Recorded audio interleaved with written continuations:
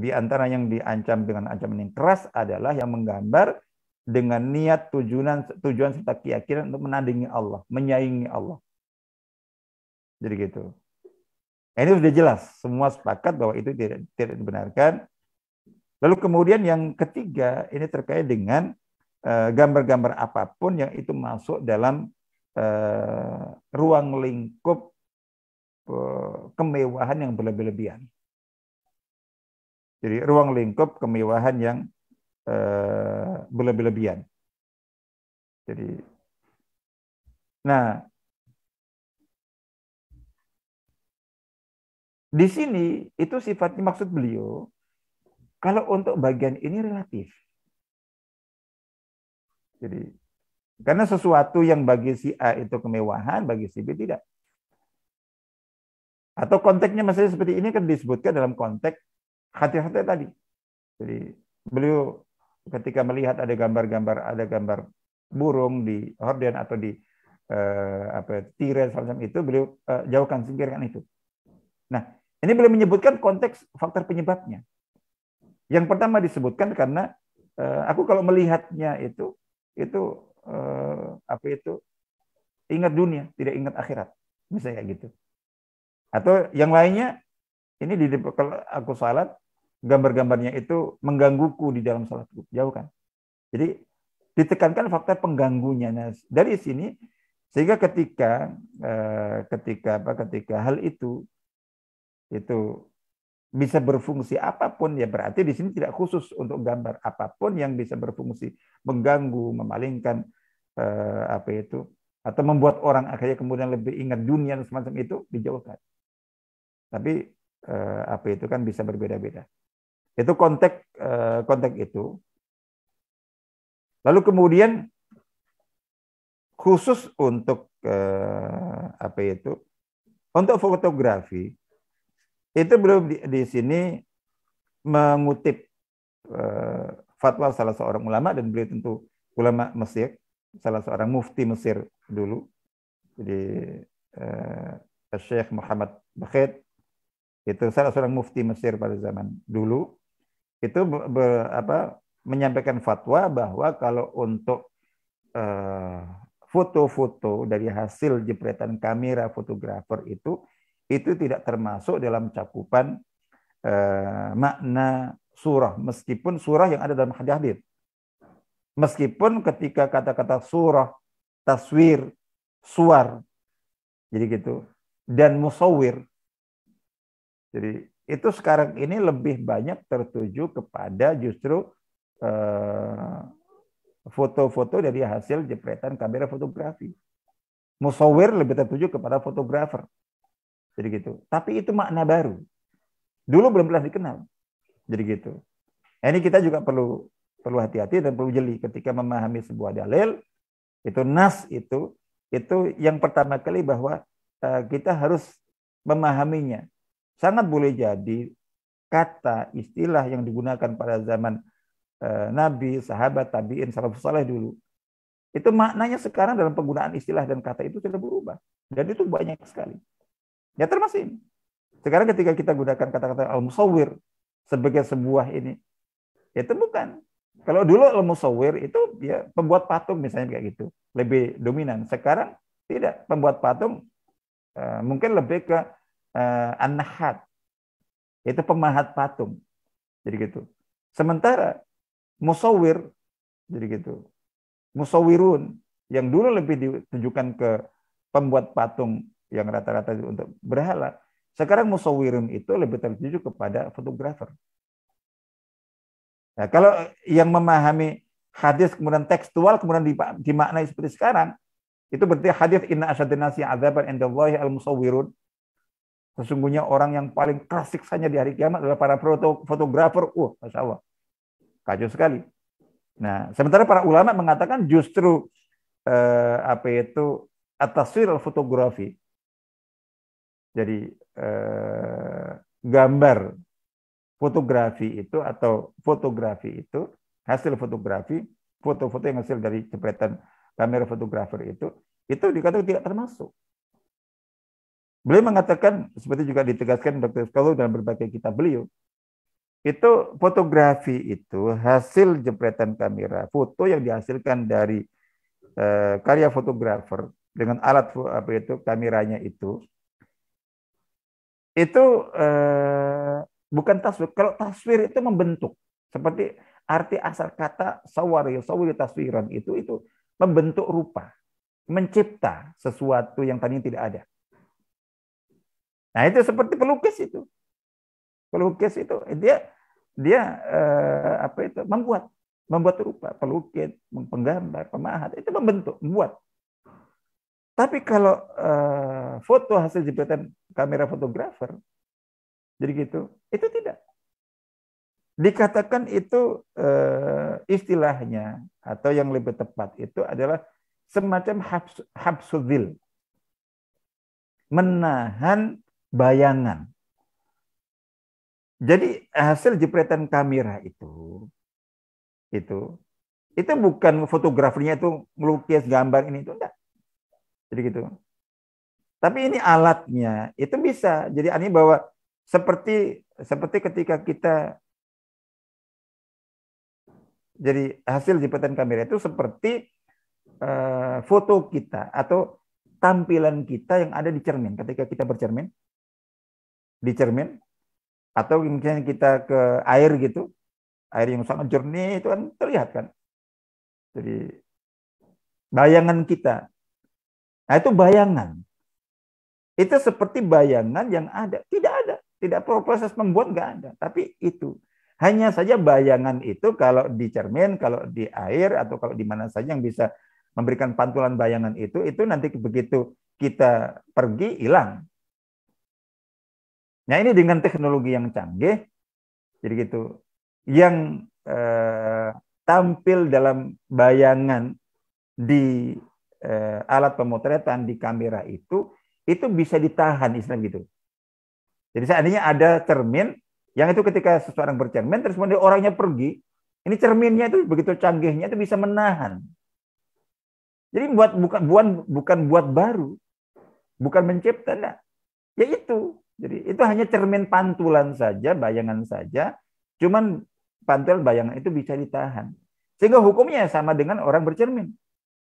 Seperti itu. Bedanya kalau cermin itu yang pantulan yang ada di cermin atau di air itu kalau orang yang bercerminnya pergi akan hilang, atau dengan kecanggihan teknologi kamera jadi gitu yang punya juga cermin di sana, yaitu pantulannya itu bayangannya itu bisa ditahan jadi gitu, kemudian tercetak di situ. Nah dari situ berarti tidak ada dalamnya. Jadi insya Allah begitu secara umum. Apa itu sebagai penutup beliau mengurutkan di sini ringkasan hukum tentang gambar, foto, jadi gitu lukisan dan apa itu dan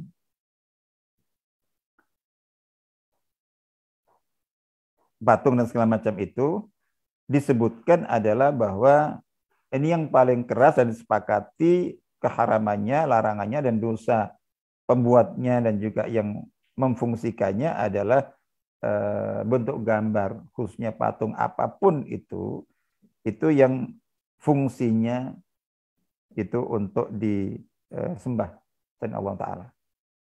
Jadi untuk disembah dan itu bisa mengarah kepada ini.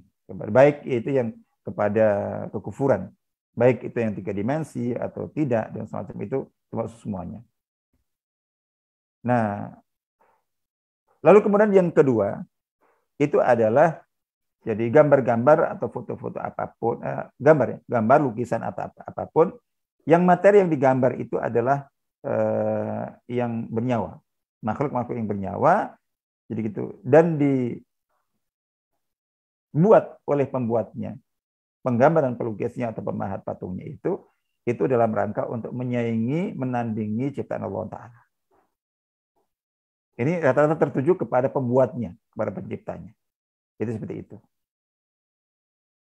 Nah, yang ketiga itu adalah patung-patung yang dibuat untuk para pembesar.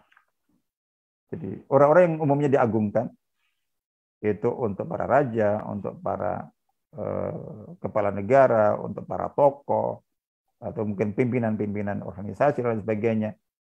Jadi gitu, yang tujuannya adalah untuk diagungkan, untuk dimuliakan. Baik itu patung yang penuh atau patung yang separuh. Intinya konteksnya itu ada, meskipun tidak disembah, tapi ada pengagungan di sana. Ada pengagungan di sana, ada seperti itu. Nah itu di termasuk yang dilarang. Lalu kemudian yang berikutnya itu adalah jadi pembuatan patung-patung, nama gambar atau lukisan. Ini patung yang bernyawa. Jadi meskipun tidak diagungkan, tidak dimuliakan, jadi gitu. Tapi secara umum ya patung apa, patung ini, patung itu, semacam yang. Nah ini juga cenderung untuk dilarang. Yang dibolehkan, dikecualikan itu adalah seperti boneka-boneka yang dipakai mainan anak-anak. Jadi perhatikan, ini boneka-boneka yang dikecualikan oleh para ulama, yang memang untuk jadi tidak ada nuansa untuk dimuliakan, diagungkan sama sekali.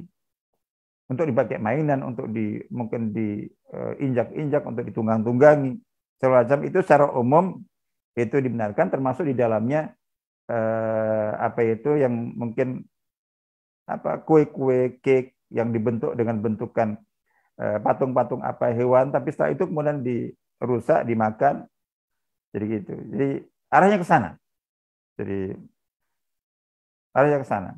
Jadi makanya seperti contoh kalau membelikan seperti boneka-boneka, tapi ini hanya untuk dipajang, itu juga seharusnya dihindari. Karena dibolehkannya itu untuk dimainkan. Jadi bukan untuk dipajang, nggak boleh disentuh malah, nggak boleh dipakai mainan. Dibolehkannya boneka-boneka hiasan itu adalah untuk ditunggangi, seperti itu. Jadi pakai mainan. Jadi bukan hanya justru untuk dipajang. Apalagi kalau ini orang yang masih gede-gede, hobinya mengoleksi, itu juga tidak dibenarkan. Lalu kemudian secara umum, jadi yang bukan merupakan patung, tapi ada foto-foto, gambar-gambar. Yang orientasinya itu ada unsur pengagungan. Tokoh-tokoh, pimpinan-pimpinan, semacam itu. Kemudian dipajang-pajang. Jadi itu juga sebaiknya dihindari. Dan kalau beliau, apalagi ketika tokoh-tokoh dikatakan bahwa ini wa tata'akkad al-hurmah idza kana haula min adh-dhalama wal fasaqa wal mulhidin fa inna ta'zimahum hadmun al-Islam, seterusnya. Jadi bahkan ada kadang tokoh-tokoh. Maka termasuk mungkin foto-foto dipajang para ulama semacam itu. Jadi arahnya tadi. Jadi ini berbeda ya. Jadi cara Islam untuk mengenang para ulama, para tokoh, para pembesar bukan dengan cara dibuatkan patung. Bukan cara dibuatkan gambarnya, dipajang gambar-gambarnya. Karena kalau itu yang dilakukan, itu arahnya itu adalah arah ke pensakralan. Arah ke pengkultusan. Nah, itu sangat dihindari oleh Islam. Jadi arahnya itu adalah itu. Baik. Secara umum intinya, lalu kemudian yang tadi kita sudah sebutkan terkait dengan bagi yang bidangnya atau kemampuannya itu menggambar, melukis, maka kalau kita ingin memang aman betul secara umum, jadi aman betul itu adalah ya materi yang digambar, yang dilukis itu Itu yang selain, kalau mau lebih amannya menghindari yang tidak ini, yang tidak bernyawa. Dan itu sebetulnya jauh lebih banyak. Banyak sekali.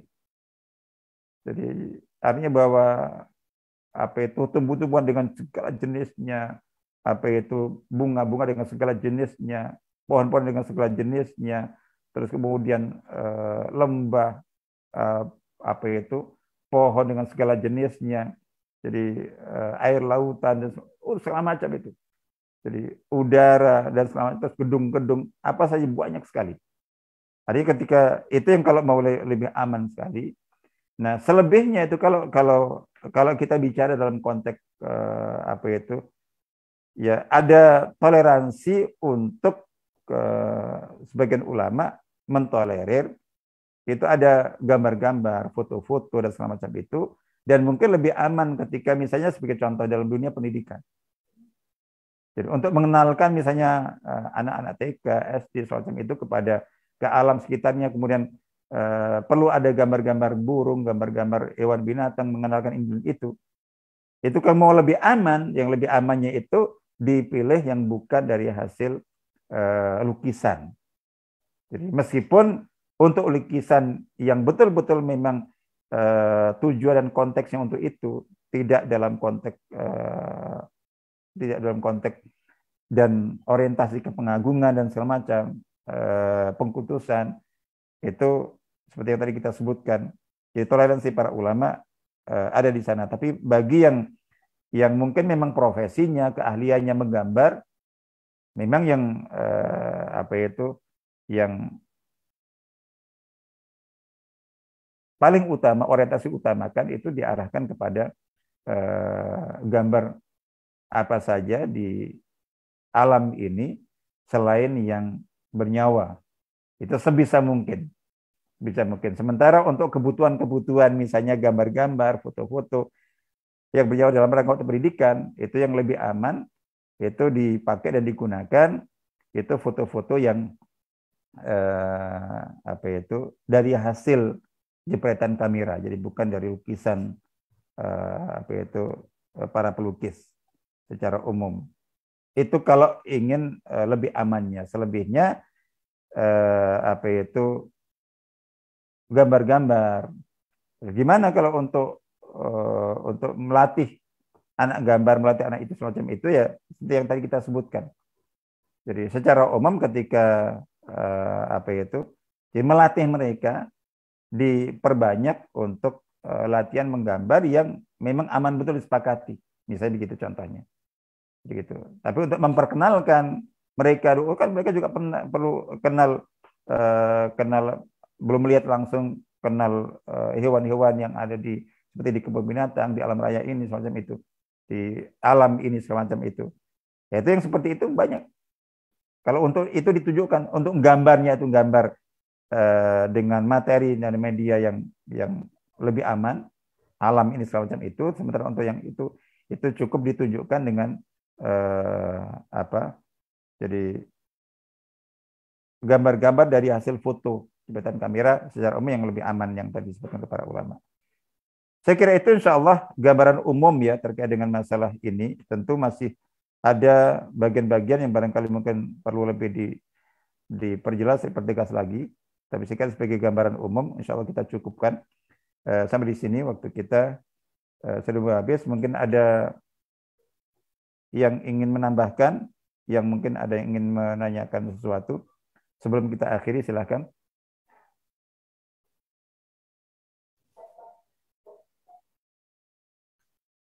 Ini di kolom chat ada pertanyaan, Ustaz.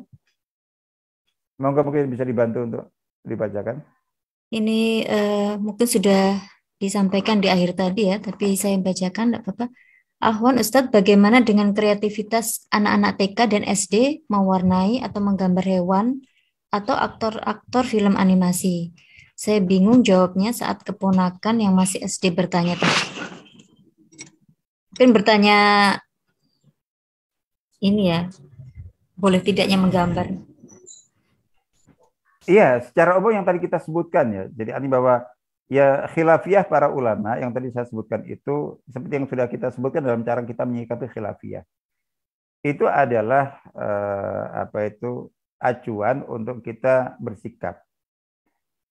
Eh, Pertama yang harus kita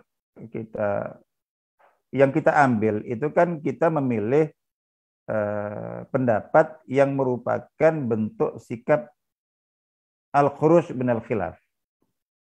Itu yang idealnya. Bagaimana kita mempraktekkan atau memilih sikap pendapat yang membuat kita itu keluar dari wilayah perselisihan. Nah, makanya di wilayah yang tadi.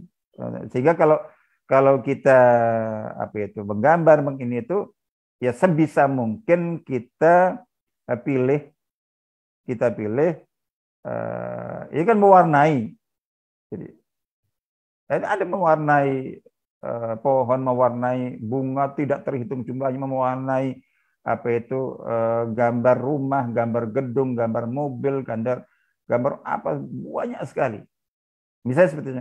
Artinya kita yang perlu punya kreativitas memilih ke sana. Oke. Nah, sementara ada kondisi-kondisi kita tidak semua bisa bebas memilih atau yang kita inginkan yang aman itu ada semuanya. Oke. Jadi yang terpenting begitu. Ketika kita menyikapi khilafiyah, itu kita prioritaskan dulu bagaimana kita punya usaha, punya ikhtiar untuk mengoptimalkan, memilih atau mengambil pilihan-pilihan yang paling aman, yang lepas dari wilayah khilafiyah itu. Dan itu juga banyak opsinya, gitu. Nah, cuman kan tidak semua. Misalnya kalau misalnya yang membuat contohnya itu kan gini, kadang-kadang ketika tidak seorang guru misalnya, jadi guru melukis, itu dari dia, jadi gitu. Yang menyediakan misalnya dia. Tapi secara karena memang tidak terfikirkan untuk memilih, sehingga gambar yang ditampilkan yang diberikan kepada anak-anak itu ya gambar burung, gambar kucing, gambar apa itu binatang-binatang gitu. Jadi gitu. Besok lagi itu lagi, atau gambar manusia, gambar apa itu. Jadi gitu. Padahal itu bebas kalau seandainya dia mau memilih gambar-gambar apa itu gunung, gambar pohon, gambar bunga, gambar dengan segala macamnya, gambar gedung. Jadi mobil segala macam itu, pesawat, kapal, perahu dan segala macam itu, laut, kolam. Jadi itu ada, tapi lebih mengarah ke sana terus. Nah, artinya kalau untuk hal bagian-bagian di mana kita bisa leluasa memilih, ini tantangan kreativitas para guru gambar, guru melukis itu untuk memprioritaskan, memilihkan, mengajak, menggambar yang tadi lepas dari khilafiyah. Nah, baru setelah itu kita masuk ada beberapa hal di mana agak sulit untuk kita. Nah, di situ kita masuk ke wilayah toleransi. Jadi gitu ya. Kita masuk toleransi. Toleransinya adalah sebagian ulama artinya bahwa secara umum untuk gambar-gambar yang apa itu jelas di situ maknanya bukan dalam orientasi bukan dalam orientasi untuk diagungkan, untuk diinikan. Jadi ini ayo kita gambar tokoh, gambar ini enggak. Jadi gitu. Ini latihan mewarnai, latihan mengini sambil mengenal itu semacam itu. Insya Allah konteks pendidikannya umum, nah itu toleransi. Meskipun tadi pasti ada yang tetap tidak setuju. Ya, kalau kita bisa milih, kita milih yang lain yang lebih aman. Tapi untuk ini misalnya begitu, secara kita sudah berusaha, jadi gitu. Yang kita punya keluasan untuk memilih kita sudah pilihkan yang aman. Sementara ini memang agak sulit. Misalnya ini buku ditetapkan dari sekolah, jadi gitu. Bukunya mengandung itu. Jadi kayak contoh kayak itu. Kalau kita yang menentukan, coba bisa nggak kita pilih? Kalau ada, jadi gitu. Misalnya ini butuh gambar untuk nanti bahan mewarnai. Jadi itu. Ini kalau kita membuat bukunya sendiri, ini belum mampu. Jadi gitu. Misalnya kayak gitu. Kalau bisa bagus, dari itu bisa ditentukan. Diisi gambar laut, udara, gunung, gedung, mobil, segala macam itu. Masya Allah tidak. Jadi perabot dapur semuanya, perpustakaan, buku lengkap semuanya ada, Pak. Kalau misalnya kok ini Ini buku dibuat oleh tim sekolah itu sendiri. Arahkan ke sana. Misalkan kalau bisa. Ini belum bisa. Kita harus beli. Beli. Coba ada nggak? Ini buku-buku mewarnai bahannya yang aman tadi itu. Contoh kayak gitu. Baru ketika kalau ada itu diambil. Ketika tidak ada, sudah tersedia, sudah ada begini, itu di situ. Begitu kita sudah tidak bisa mengambil yang ideal, kita masuk ke wilayah mengambil pendapat ulama yang membolehkan itu untuk pendidikan dalam rangka untuk toleransi. Tapi itu yang digunakan untuk toleransi. Dan itu tidak mungkin bisa kita hindari. Makanya mengapa saya selalu tekankan bahwa dalam menyikapi khilafiyah itu coba pertegas dulu. Ini misalnya khilafiyahnya itu khilafiyah masalah furu'iyah atau usuliyah. Oh ini furu'iyah, sudah perselisihan para ulama sejak zaman dulu. Atau sekarang pun juga perselisihan yang sangat banyak sekali. Nah itu supaya untuk jaga nih, ketika kita berusaha untuk memilih sikap al-khuruj minal khilaf itu ternyata sulit. Nah di situ kita ini bukan masalah prinsip, ini bukan masalah hak batil, ini bukan masalah mutlak-mutlakan. Ini sudah khilafiyah antara para ulama. Nah, di situ baru kita ambil pendapat itu sebagai bagian dari sikap toleransi kita dan menerapkan kaidah fikih ikhtilaf. Insya Allah begitu. Jadi ada upaya terus bertahap seperti itu, insya Allah gitu. Secara umum tadi kita sebutkan ketika kita sudah memilih sulit untuk kita menghindari yang masih dalam wilayah khilafiyah tadi itu kita sebisa mungkin kita minimalisir, tapi kita ambil itu bukan kemudian kita ini terpaksa kita dosa. Nah, itu khilafiyah. Jadi ya kita ngambil itu pendapat ulama lain di antara para ulama mentolerir. Jadi gambar-gambar meskipun yang bernyawa untuk tujuan pendidikan, insya Allah gitu. Oh ya tadi ada poin yang belum saya sebutkan di antara kaidah atau ramburan yang paling penting, dan ini otomatis sudah diketahui sebetulnya, cuma sebagai pengingat dan penegas, yaitu jadi ini materi gambar atau lukisannya itu jelas-jelas tidak selain yang tadi untuk tujuan-tujuan untuk disembah, untuk ini itu semacam itu, tapi materi-materi yang tidak mengandung pelanggaran.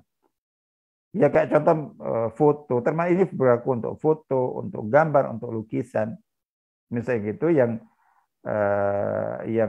mengandung unsur yang haram, mengandung unsur yang insya Allah gitu. Ya, saya kira itu insya Allah. Ada yang lain? Kita cukup? Ya, Ustaz, tidak ada lagi. Baik, insya Allah kita cukup sampai di sini. Ya, setidaknya mungkin ada sedikit gambaran terkait dengan masalah ini.